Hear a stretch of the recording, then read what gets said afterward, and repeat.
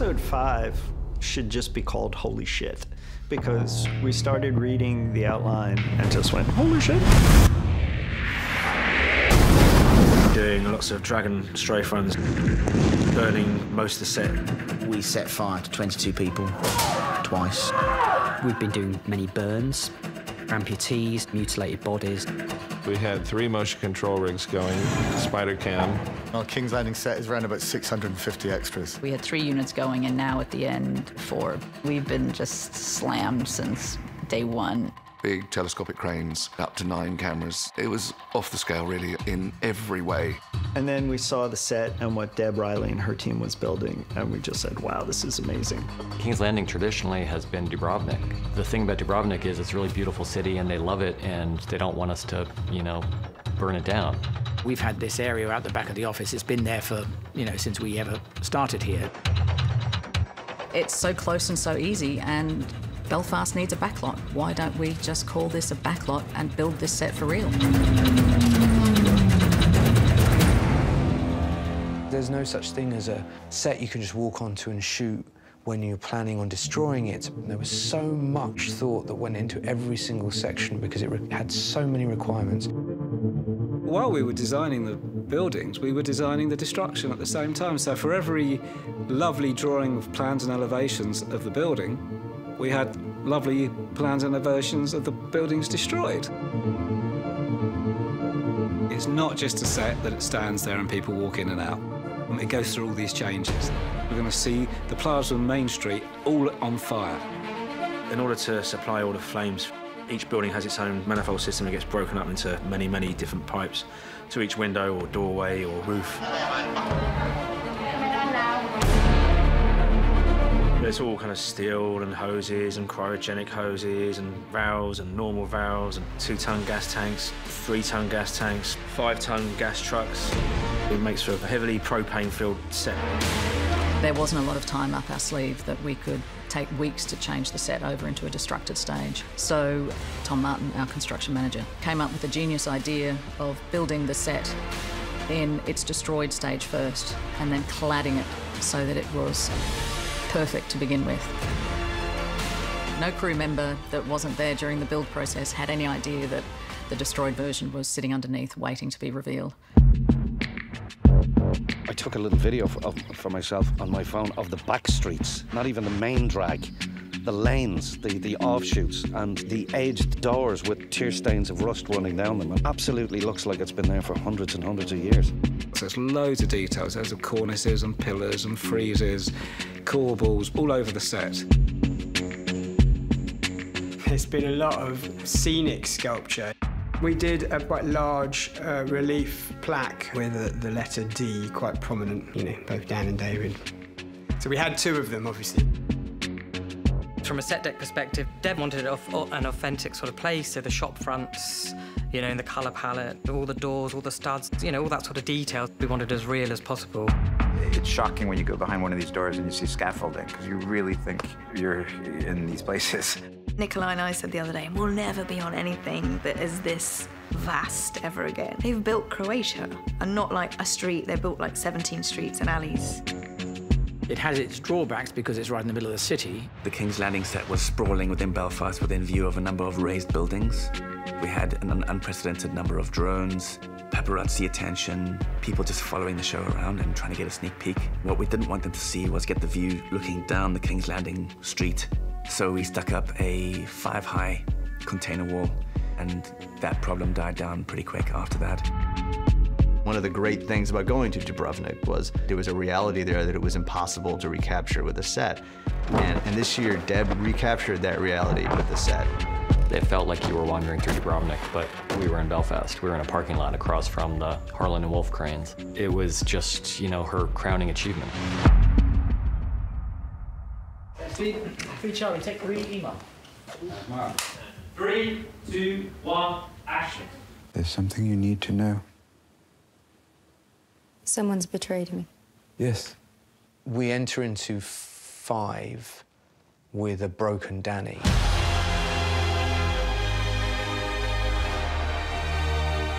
Jon Snow. Varys.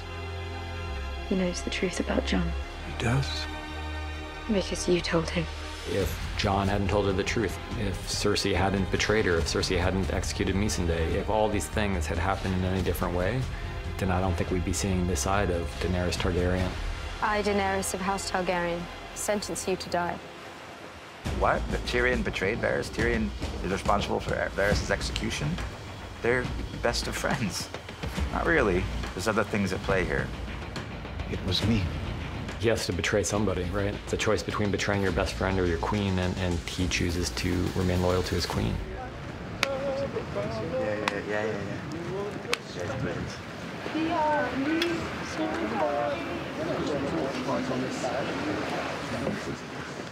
Boom, just chilling with the harmony, babe. That was very nice. That was good. With the harmonizing. Okay, here we go, guys. Shooting.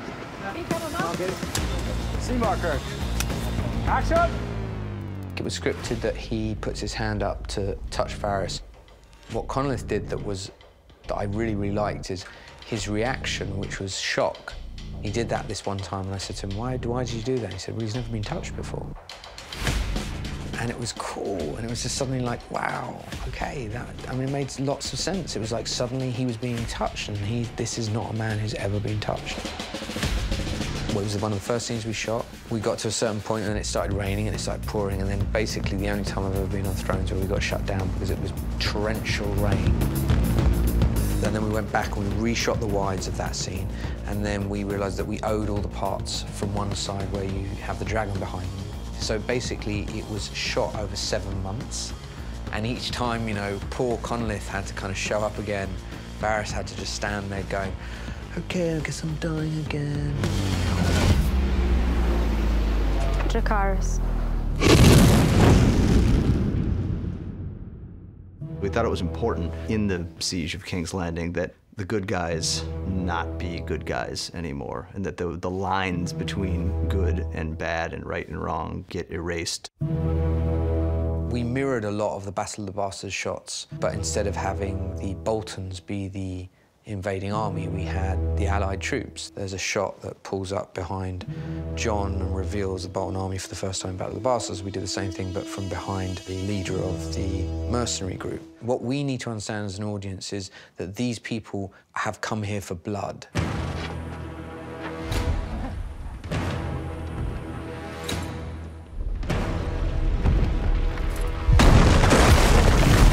The hardest series of shots is the moment that the King's Landing gate is obliterated by dragon fire.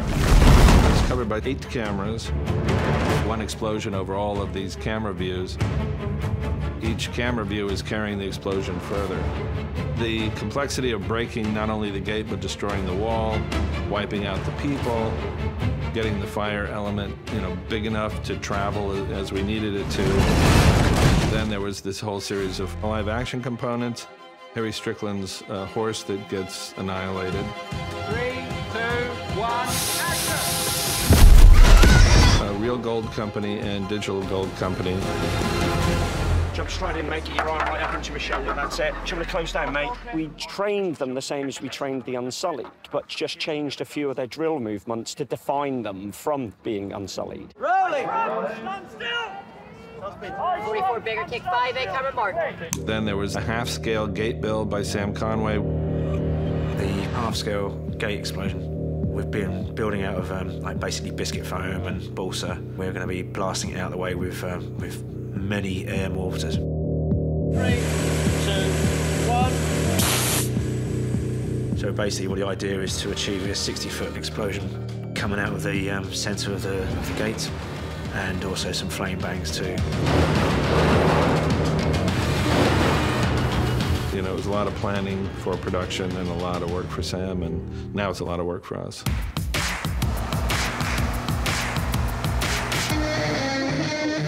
Don't fall on him. Don't drop your fire extinguisher on his head.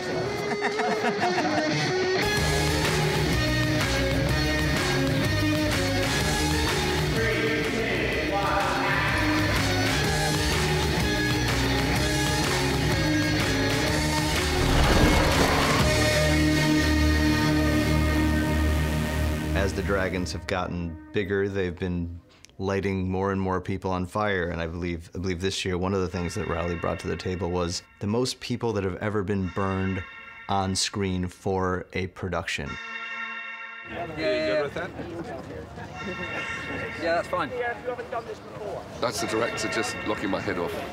He doesn't know what he's doing. I wish he wouldn't touch it. The 22 burn is actually 44 burns. It's 2 halves, and 5 of the 22 were full burns but with no masks. When the time comes and the call's given, there's a process of getting them ready. They're all wearing 2mm wetsuits, covered with 3 layers of Nomex race underwear, soaked in Zell gel. On top of that is a race suit, covered with a boiler suit, and then a costume.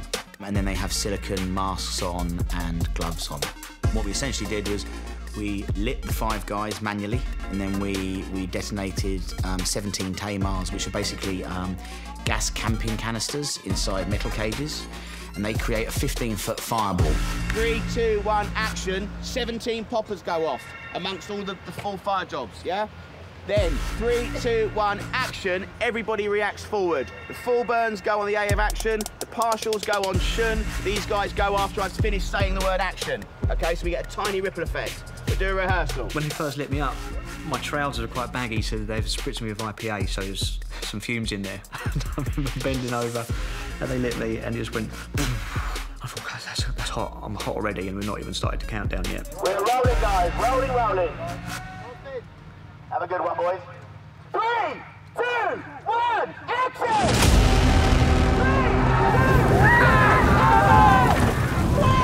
2, 1, We had up to 9 cameras covering that scene. It's extraordinary sensation as well, filming it. You know it's fiction, but to see that many men on fire, I found quite distressing at times. I remember the smell. It's horrifying.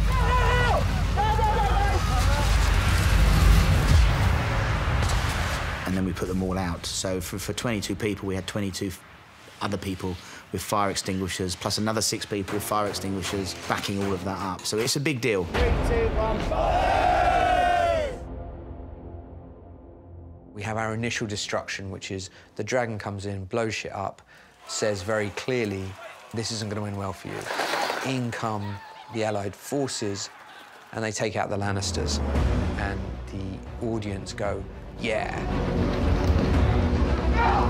Once the Lannisters surrender and the gates have been blown open and the Golden Company has been dispersed, the battle's over. And Jon feels like that's quite clear. They did it. They did the impossible. This is a bloodless coup. It's out of Cersei's hands. You cut to Cersei, you see her. You cut to Tyrion, realizing this is an opportunity. This is the moment where the bells can ring and we can call all this off. And then you go to Dany. She feels empty. It wasn't what she thought it was. It's not enough. Every single thing that's led her to this point, and there she is, alone. We've all got this part of us, that part that goes, I'm gonna put that chocolate cake down, and I'm gonna walk away. We come up against those moral conundrums all the time. I'm not saying chocolate cake is a moral conundrum. Eat as much fucking cake as you want, but those things that you wrestle with in yourself. She knows she has won this war. It's in that moment when she makes the decision to make this personal. It's one of my favorite Emilia performance moments because it took place on the back of like a giant green dragon buck without a real thing anywhere in sight. Emilia's really nice and she cares. She's a whole bunch of things that Dany isn't, so reaching this part of Dany was a tough call for her. Ultimately, she is who she is, and that's a Targaryen. And, you know, she has said repeatedly throughout the show, I will take what is mine with fire and blood. And in this episode, she does it.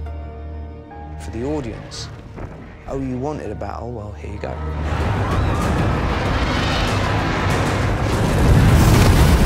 Drogon's fire blasting does a lot of damage. I mean, he's not Godzilla, but we're heading that direction. Cameras rolling, effects are hot. We're set on 3, 2, 1, fire. We create a lot of interactive light for Dragonfire. So that can either be a series of large flame bars, or it can be a pyrotechnic charge that will light up. And of course, then what happens is we go back to the studio and then we do it with the VFX Moco cameras. We had the big flamethrower on the spider cam on stage that was shooting, 40 feet of fire.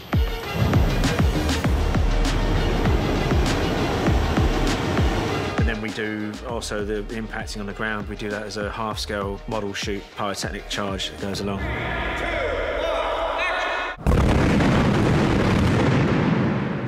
And all these things get tied in together, so you'll see the dragon fire chasing those flames, and then where the dragon fire lands, you'll see all the pyrotechnic charges going off.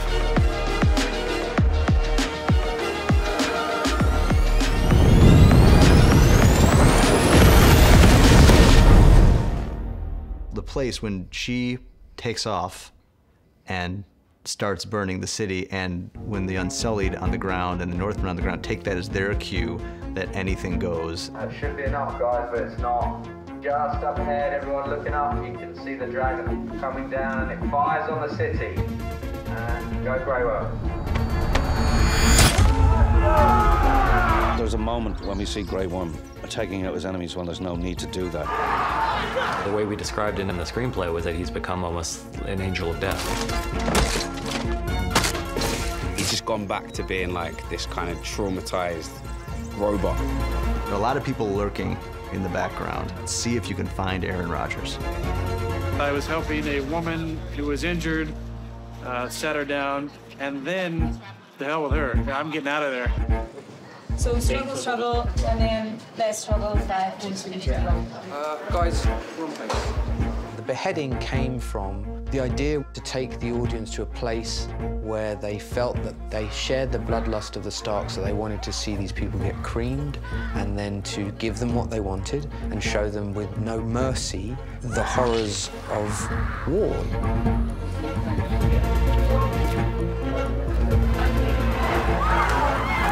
That face-off in that moment, you're with John more than anybody else.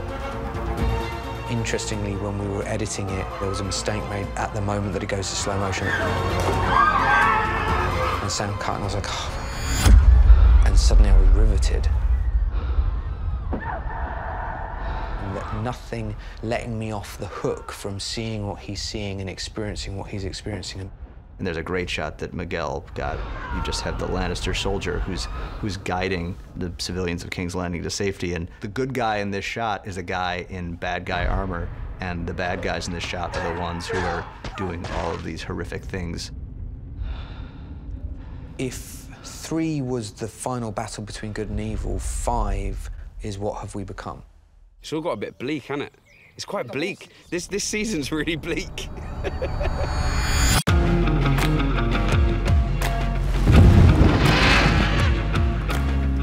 If I win, I'll bring your head to Cersei so you can kiss her. One last time.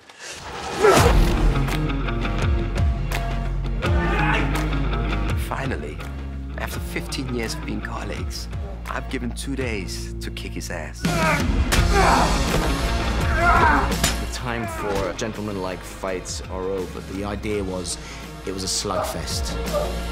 It's gonna be very funny for Denmark because 2 of their actors are gonna fight it off. The Dane Bowl. It's a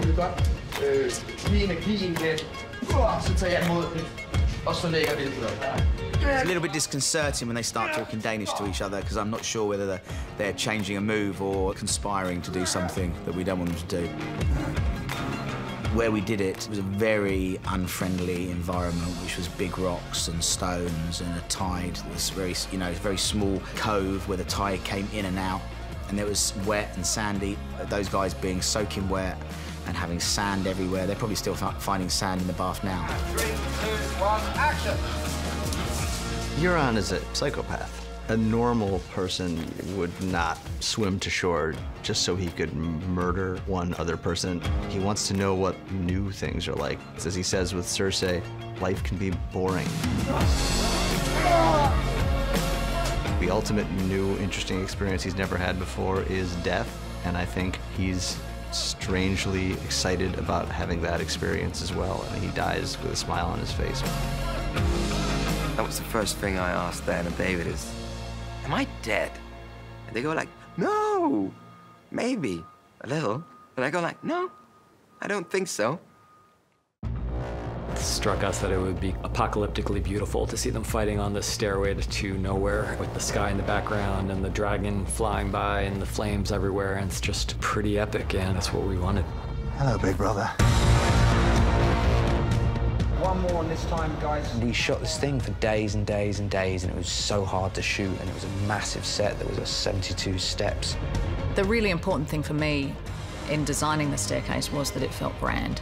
We've always seen these computer-generated illustrations of King's Landing, and there is a big tower down the side of the big keep. The problem with a staircase is it will want to go up. So I think the first time in our kind of history of building things here, we've actually hit the grid of the stages. There's a lot of crew, and it's just the one staircase, so trying to get cameras into positions right up against the staircase, it's been quite difficult. At the same time, the building is being ruined by the dragon fire, so there's crumbling walls everywhere. Special effects will be dropping rocks and sand and debris. So there's all these kind of interesting challenges, as well as running in and fighting and falling down the stairs. So when you attack, it's better that you're slower but on target, and he gets out of the way, rather than trying to be really fast and deliberately missing, because we'll see a deliberate miss. Does that make sense? Yeah. Just slow and deliberate. Am I ready? Rehearsing. And set. And 3, 2, 1, action. Oh! The way we tackled it was we put one very big crane on the inside of the circle, on the inside of the staircase, which could reach any point on that staircase. And then where the staircase has been destroyed at the back, we put another crane on a large rostrum so we could shoot both ways. When we're on the staircase, we shoot a whole combination of handheld, and then we deploy our Artemis Maxima, which is this handheld stabilized rig. We learn the choreography, we get the trust of the actors and vice versa. And if you learn it well enough, you can step inside that zone with the swords going over the camera or under the camera. Before you know it, it gets pretty exciting.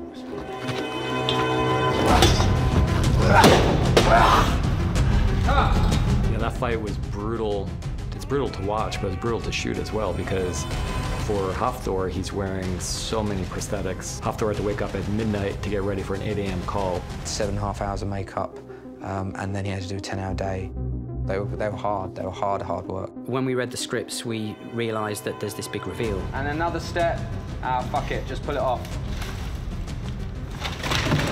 So the last time we'd really seen Mountain from the hands of our work was season 4. He was lying on the slab and he had this whole rotted, kind of ulcerated area on the side of his torso. So that was really the only springboard we had to the design. They kept referring to him as Franken Mountain. And we just came up with this kind of putrid, almost porcelain-looking... It was this Frankensteinian-looking figure. Hathor won World's Strongest Man this year. We got him really late because of that as well. So we basically used his strength to throw Rory's character around, and he had a really big day where literally he spent the whole day being thrown into walls. This isn't a trained stuntman. This is a guy that smashes stuff up.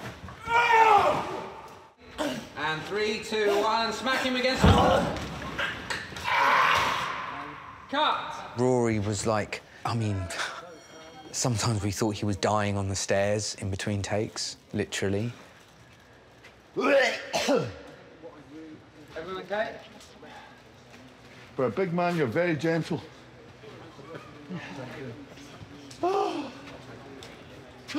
I, after a couple of days, decided to have I brought Hathor in and I gave him a box with a sandbag on top of it, and I put the camera underneath him. There was no reason to shoot it. And I was just like, I just want you to just, when I say action, just fucking smash that as hard as you possibly can. Pretend it's Rory's head. And looking right at the camera. And he was just like going like that. We were shooting in slow motion. 3, 2, 1, and action. And one more time. And 3, 2, 1, and action. Great. And now this time, just... And I just got all his anger out so that it was all done, and then we went off and did the scene. We're going to do a 30-foot fall where Julia takes off Mike, the stunt double for the Mountain, into a box ring. For two really big guys and one of them going off backwards in full prosthetics, it's getting the wall right that's the difficult bit, is because it's meant to be like 4 foot thick. It will be a couple of feet thick, but it's trying to get that to look right. There are many times when we're planning a season and, you know, you kind of have to avoid giving the audience exactly what they want because then things start to become predictable. This is a case where we wanted the same thing. We've always wanted to see these two face off, and they finally did. Ready, ladies and gentlemen, here we go. Yep. Here we go. You needed a perspective to carry you through this horror. We thought Aria was the best person to use for that purpose. I got a call from Miguel. Basically, he was like, I can't tell you anything, but you know what we did in Bob? I was like, yeah. He was like, we're going to do that, but with you. And I was like, okay. It was meant to be ultimately come across as a 7.5-minute non-stop shot where you follow her on the run. We've practiced this many, many times. We've spent a whole day, 2 days practicing this shot already with Aria and with all the stunt team and all the extras we require. Little boy, back, down the stairs, round. Gonna really throw away the girl coming out the window. That's me. 69 apple, take 6, 48 frames. 3, 2, 1, action! From a camera perspective, it took us an hour to figure out how we're going to move the camera. It's all the other stuff that goes on in the background, you know, and we've got a great special effects crew who, you know, put in smoke and flame bars and lots of extras. Every single extra you look at will have each of their stories, so, you know, I think that's what makes those runners so intense. So I think definitely when you came in here, that thing, the first time I looked around, said, fuck, I'm fucked. Fucked unless I get out of it. How to get out of it? Go this way. We got all sorts of air mortars going off. And she gets picked up by the crowd. And she is just cannon fodder because Danny is bombing the city. I've decided on this journey to a new life, and I might not even make it out of the gates. We want the audience to think that she's dead for like a second, but audiences are too smart for that.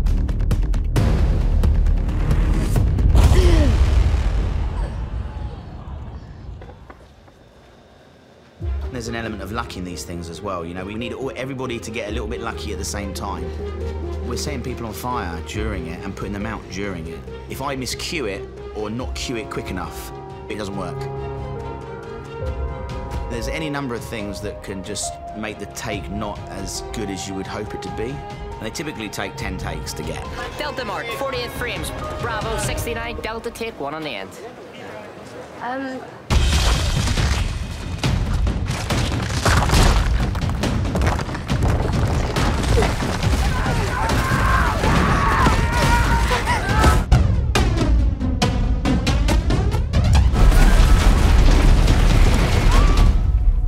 The journey that Aria's taking, heavily inspired by the firebombing of Dresden, because what it needs to look like is the firebombing of King's Landing.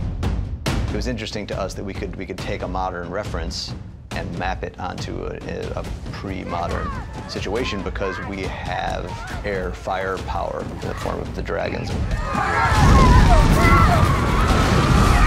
If you see some of the photographs, the terrifying photographs of not just the level of destruction, but, you know, there's people walking to work the next day with decapitated heads lying on the ground. It's a terrifying, terrifying thing. She's seen some awful things, but this is like mass destruction, and it's pretty sickening even for the strongest of people. We've been doing many full body burns, some with negative space, some crushed, sort of mutilated bodies, extras which are amputees, and we've created severed limbs. So we've had a team of about 5-6 people on a day-to-day basis. And on some days, Miguel will say, right, I need these guys to have some head injuries, this guy's got his throat slashed, this guy's going to be really badly burnt. So suddenly our guys just pile in, and we've just got this big jigsaw puzzle of pieces that we've got in our arsenal, and fortunately it seems to have worked out. Now I've got one of my girls walking along and she's got a handful of intestines, and we've got amputees, bless them. And then you make the ends of the limbs that they have look horrible, and then you make trails of blood where they meant to have thing, and they're screaming horribly. But when they cut, someone's walking around with a box of ice lollies and going, I'm doing an ice lollies, and it's like, nah, I'm all right. What we do for a living is a bit surreal at times, you know.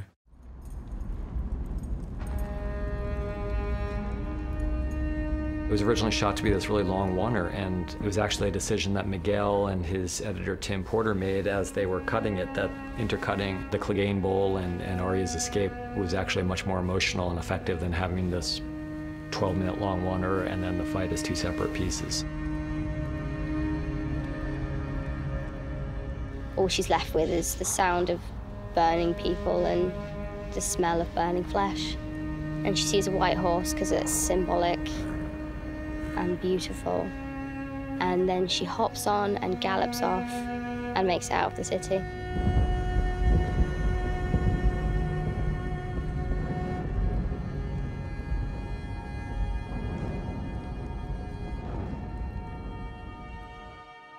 '68 Echo, take 1. A, B, and C come on boards. D-marker. It's a kind of genuine discovery as she goes along. Each step she takes, something crumbles, something falls, the destruction's unavoidable. She loses people and finds herself totally alone. The thing that he has with his sister, which is absolute unconditional love.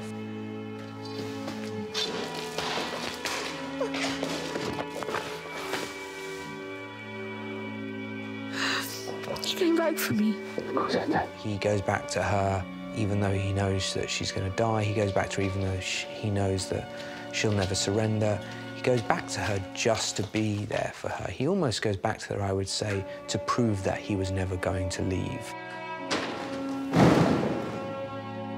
The skull room, unfortunately, had to be recreated because in order to destroy the space, we had to build it. And then a lot of bricks were brought in for it. And we had some big architectural pieces made as well. The great thing was I had all of the information about the space. We had already measured it and drawn it. I had all of the photographs of it. One of the lessons that I learned very quickly was a pile of rubble isn't very interesting unless you have identifiable architectural pieces that can sit in it and an audience can identify with having fallen from that building. The escape route is blocked and there is no way out. And now we're talking seconds, and she's panicking. Please don't let me die. Please don't let me die. I don't want to die. Jamie, please. Look me in the eye, don't go away. Please don't let me die, not like this. Look at me. There's a helplessness from both of them and a sense of loss that is the strangest feeling to experience with them because, you know, Cersei is one of the most horrendous characters committed to film. And yet somehow at the end she's just a girl and she's just scared and he's there to comfort her. Just look at me. I don't want to die. Nothing else matters. Just us. Only us.